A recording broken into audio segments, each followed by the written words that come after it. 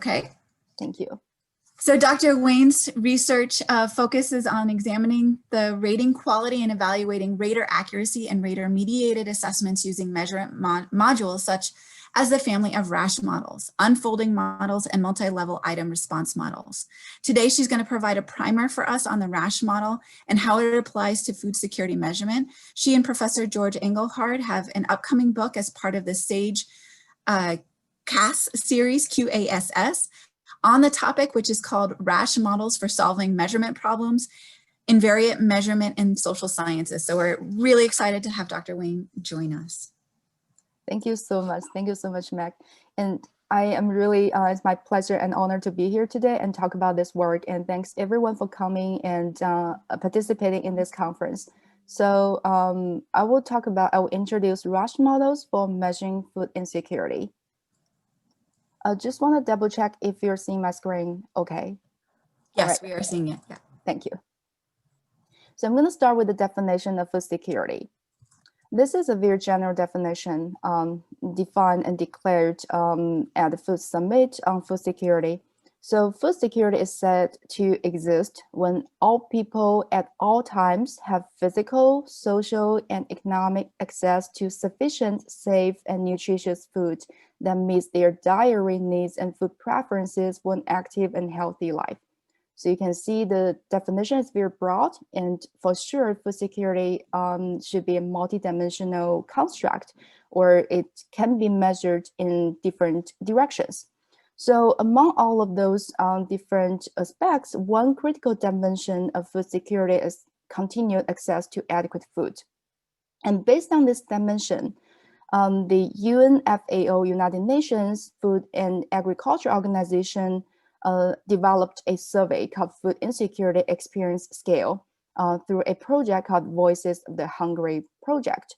So this scale or this survey is kind of a revised version based on what Mac just introduced, the Household Food Insecurity Survey module, but this survey only administered to adults.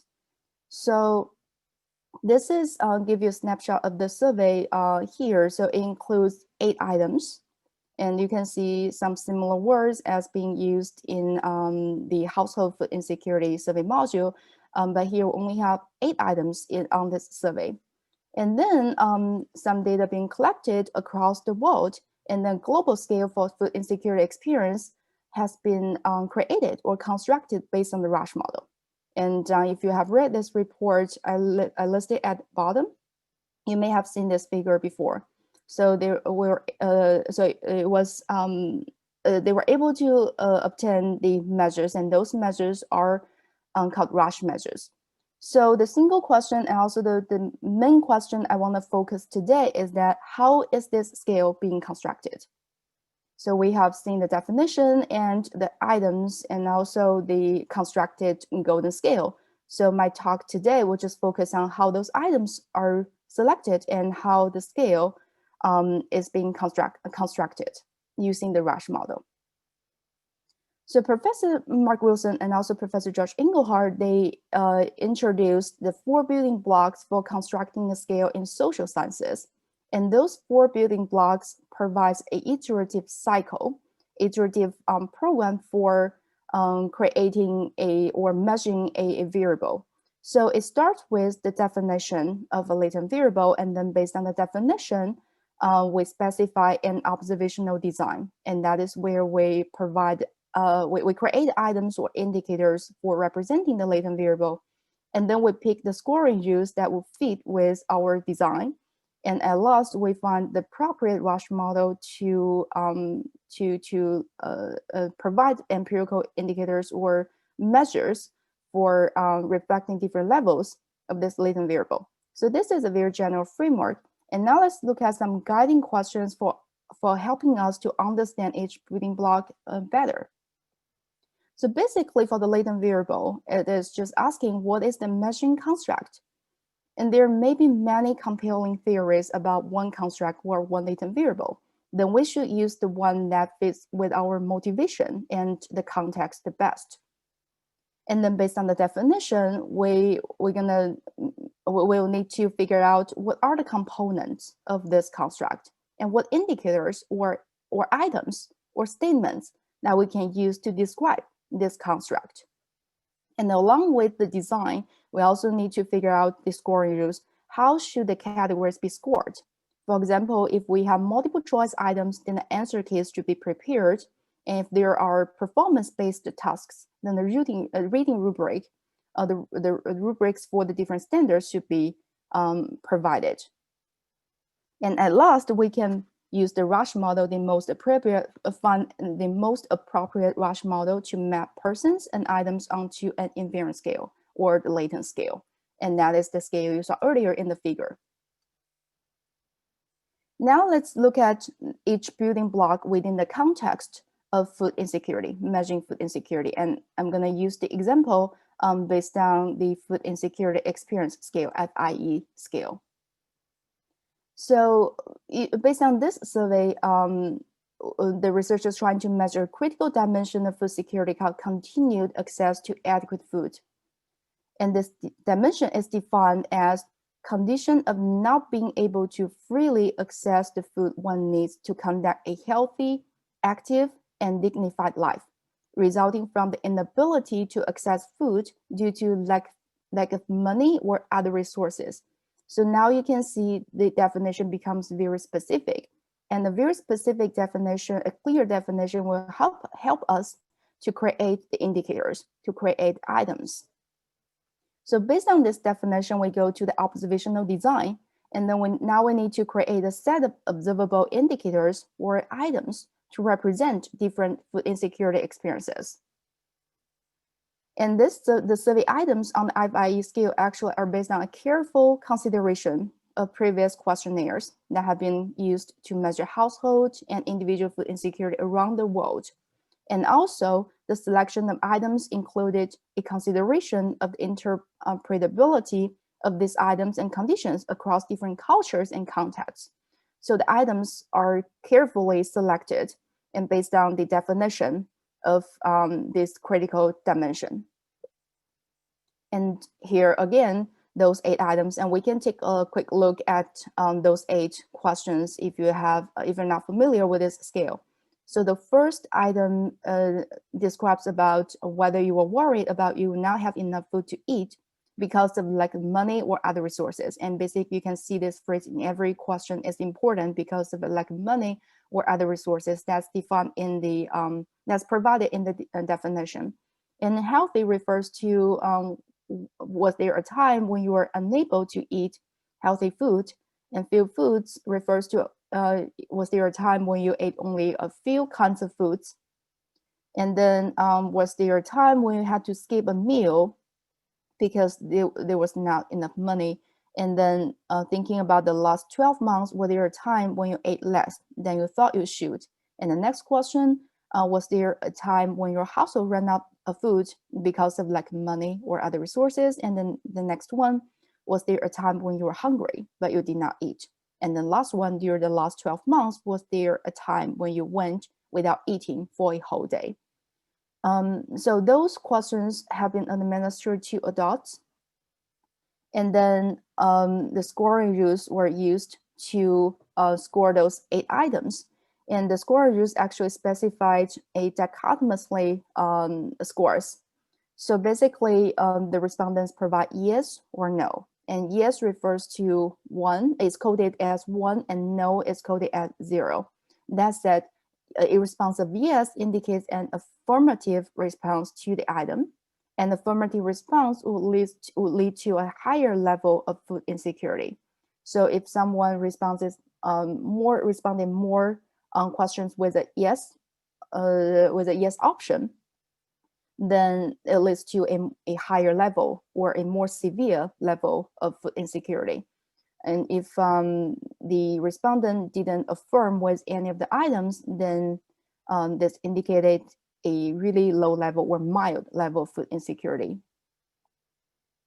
And some other examples of scoring rules can also be used, even though in this example, the items are scored dichotomously. But if you have another survey for measuring food insecurity, it might uses the Likert scale type, for example, always, sometimes, or never. And this type of scale would produce polygamous responses. And the different type of responses, whether polygamous or dichotomous, will determine the specific Rasch model that should be used to calibrate the scales, to calibrate items, to construct the latent scale. Okay, now let's look at the Rasch model. I will give a brief introduction to the Rasch model, and we'll look at some extended models at the end. So you can see the nice figure here. So the Rasch model is named after George Rasch, who was a mathematician, statistician, and psychometrician. And he wrote a book, a very famous book in 1960, published in 1960, titled Probabilistic Models for some Intelligence Attainment Tests. And in this book, he developed and described a list of Rasch models. But his original work and also early developments on Rasch models mainly focus on educational and psychological measurement, basically analysis of test scores. So in 1980, Professor Benjamin Wright put together 2 more chapters as forward and afterwards as supplement to the original edition and reprinted by University of Chicago. And that version reflected the development since 1960. Okay, so the original idea of the Rasch model, it started with this notion. So the probability of solving a problem is determined by the degree of person ability and the degree of problem difficulty. And remember that the original idea was built on educational and psychological measurement. So let's imagine we have a test here, an educational test. So the probability of solving a problem on the test is determined by the degree of person ability and the degree of problem difficulty. And that said, the probability of a very able person, imagining we have a person with a very large data value, a very able person, and the probability for this person solving a very easy problem. An easy problem is reflected by the small b. So the smaller b value indicates an easier item or easier problem. So the probability of solving a very easy problem by a very able person should be very high, right? And in contrary, the probability of a least able person with a small theta solving a very difficult problem with a large b is very low.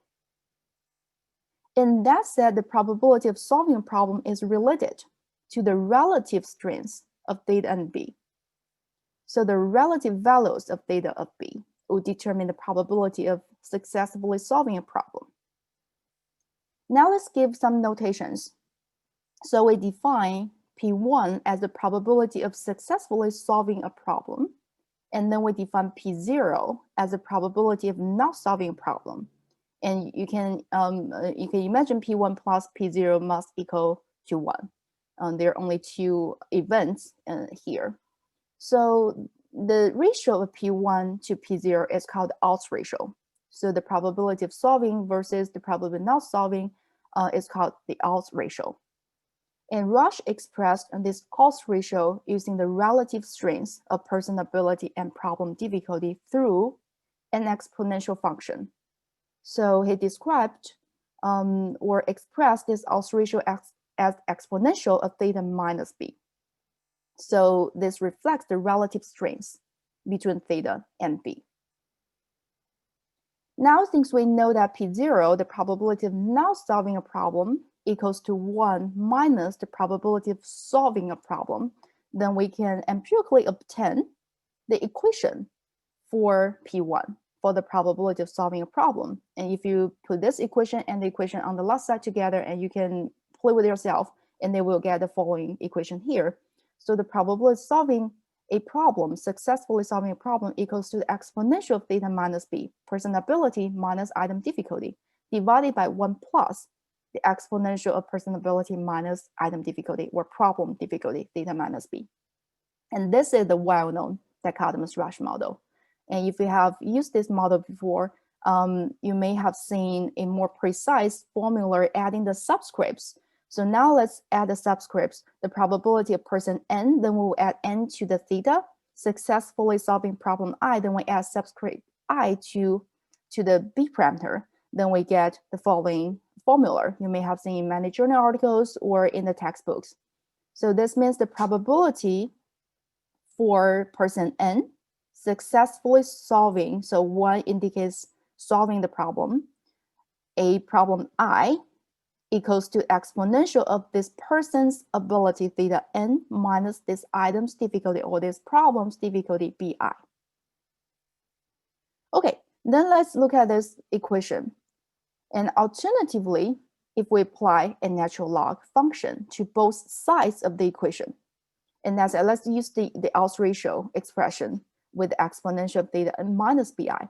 If we apply a natural log function to both sides, then we will have log of this odds ratio on the left-hand side of the equation.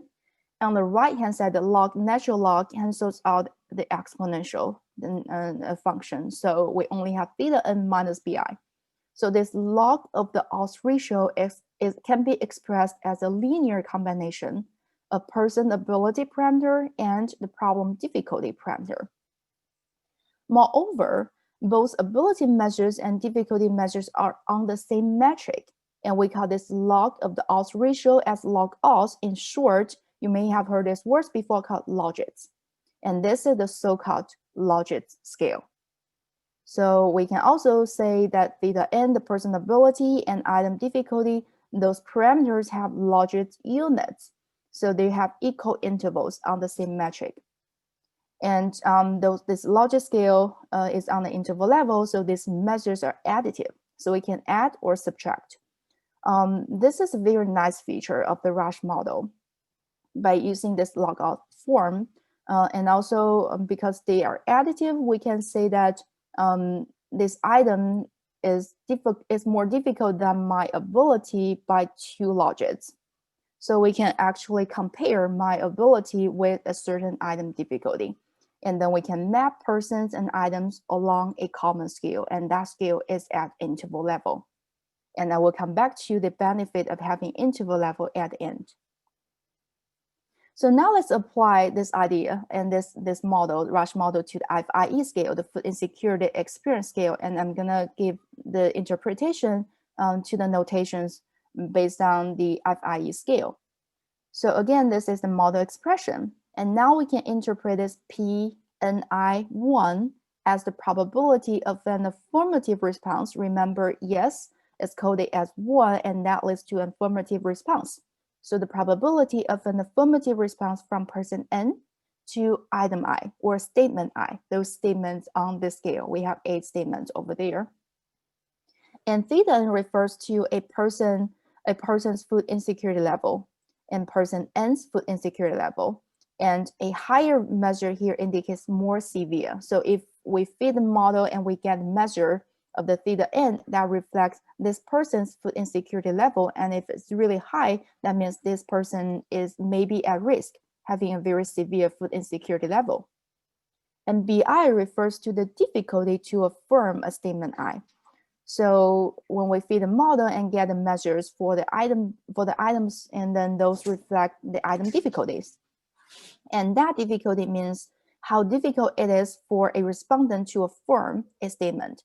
And remembering those statements reflect different food insecurity experiences. So a higher measure here, a higher item difficulty refers more difficult, indicates more difficult to affirm. That said, it reflects a more severe food insecurity level. And if it's easier to affirm, then that indicates a less severe food insecurity level. So again, theta N and BI are on a common underlying scale, and it is an interval scale. We may also call that as the logits scale. And here we go. After we feed the model, we'll be able to get the B values and theta values.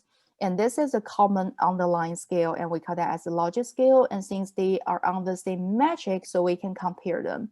So for the BI here refers to the difficulty value. So this would be the difficulty for the word rate. Maybe we have B1. I think this is the first item, B1, and hold it would be the last item, B8. So the I here indicates the item index. And those numbers here refer to the difficulty scores. Remember that we said a higher measure, a higher difficulty measure indicates more difficult to affirm for the respondent. So this whole day item, without eating for the whole day because of a lack of money or resources, is the most difficult one to affirm. So if someone affirmed this item, then this item leads to a more severe food insecurity measure, and also someone affirmed this item would also tends to have a higher and more severe food insecurity situation. Okay, and then after we obtained theta values, obtain the food insecurity measures for the persons, we can map them here. We can also map the persons, the respondents along this scale. And then based on the correspondence between B and theta, we'll be able to see whether this person has a mild food insecurity situation, or a moderate or a severe food insecurity. And we can also get item response function. And this is a function produced by the Rasch model as well. That is basically if we plot the probability of an affirmative response and indicated by P and I1, the probability for person N provides affirmative response to item I against the food insecurity measures here on the person's measures, which are the thetas. So you can see with a higher food insecurity measure leads to a higher chance of affirming a statement. And this is actually a strong assumption assumed by the Rasch model. So we assume that the item would function as a monotone increasing way as the person parameter increases, as the theta values increases. All right. Based on the dichotomous Rasch model, we can also extend the forms to get other extended Rasch models. So here I show the log-os forms of the Rasch models, and you can see the dichotomous Rasch model we just talked about, that we only have theta n minus delta I, person ability minus item difficulty. And if we have polynomous responses, as we mentioned earlier, that if we have Likert scale type questions, always, sometimes, or never, then that will produce polynomous responses. In that case, we can use either partial credit model or rating scale model to feed those data. And you can see basically we add K here, or tau K here reflects different categories. So be able to model the difficulty to reach a certain category on an item. And there are also many faceted versions of the models for dichotomous responses or polynomous responses.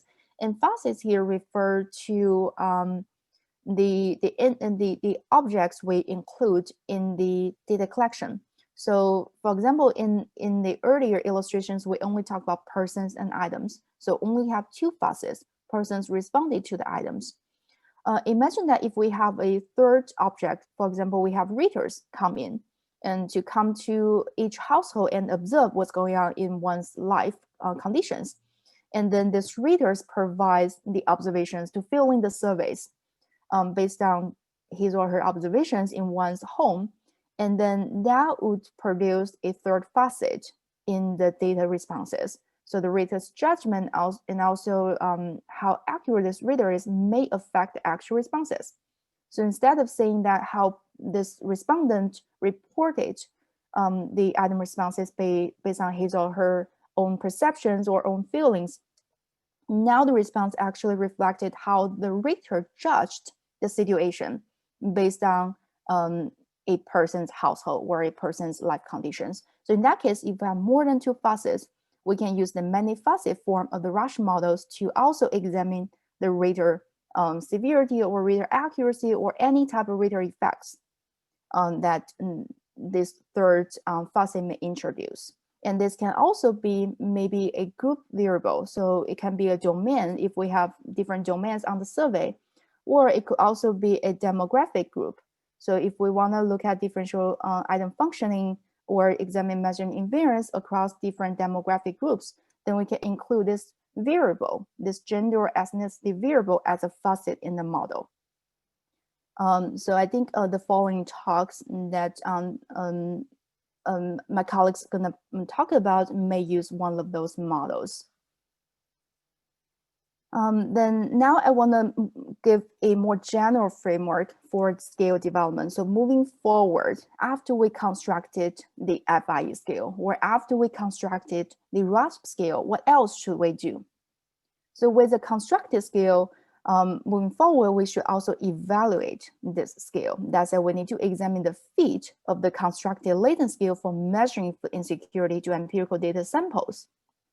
And only when good model data fit is achieved, we can obtain an invariant scale, the scale with invariant measures for the FIE measures. And we also should maintain the scale if the scales were or the service were administered over the time, or different forms of the service were used across regions. So linking and equating techniques should be used to maintain the scale, to make sure the measures on different scales or the measures over time are comparable. And another very popular use of Rasch model, use of the Rasch constructed scale, for example, the FIE scale here, is to set standards and cut scores. For example, in some studies in food security, using the food insecurity experience scale, they set the cut scores as low, moderate, severe based on the golden scale of the FIE measures. And also we should talk about reliability, validity, and fairness issues by using an FIE scale. So Professor George Engelhard and I have a book coming out, which actually will be printed in this month, and it can be pre-ordered right now online. So titled Rasch Models for Solving Measurement Problems in Variant Measurement in the Social Science. So in this book, we illustrated the Rasch techniques with the food insecurity experience scale as an extended example. So if you want to learn more about the Rasch techniques, the Rasch models, we recommend this book as a good resource. Okay, so at the end, I want to give you a brief discussion about the advantages about the Rasch models. So the Rasch models can achieve invariant measurement of persons when there's good model data fit. So when we evaluate the scales and we achieve the good model data fit between the scale we constructed and the data samples, we can actually produce invariant measurement of persons. And then we can provide individual-centered estimates. That's that we can get individual theta values for each respondent to reflect their food insecurity conditions, food insecurity level. We can also provide individual item estimates to reflect how difficult to affirm with each item. So those individual-centered estimates allow us to map the items and persons along a common continuum. And the Rasch measures are on the interval level because the logics produce the interval level. And there's more possibilities in statistical modeling with continuous measures. We know that interval, when the measures are at least at the interval level, they can be called as continuous variables. So those latent measures are continuous. With the continuous measures reflecting different levels of food insecurity of the persons, there are more possibilities to do other statistical modeling. And then we can examine individual items and individual persons fit to the scale. And we can see if whether this respondent really show the fit pattern, the response pattern to the constructed scale. And most importantly, the Rasch models can offer a comprehensive system for establishing reliability, validity, and fairness evidence for using the food insecurity measures. So we can obtain all of those evidences to support our arguments for using the FIE scale. So at last, I really want to take a minute to thank my PhD mentor, Professor George Engelhard, for bringing me into the Rasch field, and also for all of those exciting work we have done using the Rasch models for examining food insecurity and to achieve invariant measurement of food insecurity measures. I believe he's in the audience, so I'm truly grateful. Now I can take any questions you have. Thank you. Thank you for such a great talk, Jue. So we can open it up for questions from the audience. You can raise your hand and I can unmute you, or you can chat in the Q&A box, or just the chat as well. Should I stop sharing? Yeah, go ahead and stop sharing and let's see if Okay. there are any questions that come up. And again, this, I'm not sure how many, I will share my ignorance. I wasn't aware before I started looking into measurement that the Rasch model was used to create the food insecurity modules. And so as a health researcher, most of the work that we see is around factor analyses, but not necessarily exposed to Rasch models. And so I just thought it was important to set the foundation for our meeting today to share this work. So thank you so much. My pleasure. All right. Well, I'm not seeing any specific questions. So thank you, Dr. Wang, again. And I think we're all giving you rounds of applause, silent rounds of applause. Oh, thank you so much for having me here today. And I'll be here for a little longer. So if there's any question, you can still type in the chat. Oh, and I'm sorry. I see one question from Anastasia, who asked, what is the minimum population to calculate food insecurity measure?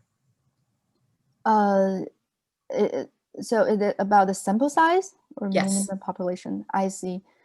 So the good thing about Rasch model is that there's no distribution assumption. So it doesn't require whether the response is following normal distribution or anything else. So basically there's no, we can say there's no minimum sample size. So in our example in that book, we just used 40. We just used a sample size of 40 to illustrate all the techniques, and that worked really well. Thank you so much. I'm going to